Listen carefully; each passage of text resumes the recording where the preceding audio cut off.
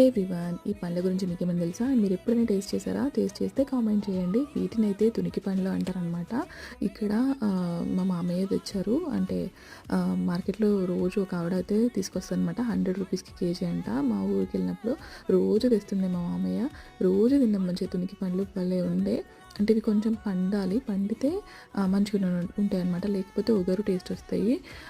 అంటే like bitter కాదు, different taste వస్తాయి అనమాట.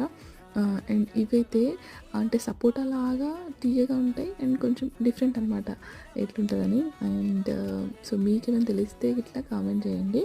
అండ్ ఈ ఆకులతోనే బీడీలు చేస్తారు కదా ఊర్లలో, సో ఇవే ఆకులు అనమాట. సో ఇంకా నెక్స్ట్ అయితే ఈ పువ్వుల గురించి తెలుసా?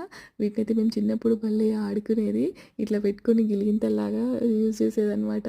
సో నాకైతే ఇవి చూడగానే భలే గుర్తొచ్చింది. మా మామయ్య కొత్తిమీర తెచ్చింది కదా ఆ రోజే, సో దాంట్లో అయితే వచ్చినాయి అనమాట. మీకు ఎవరికైనా తెలిస్తే కామెంట్ చేయండి.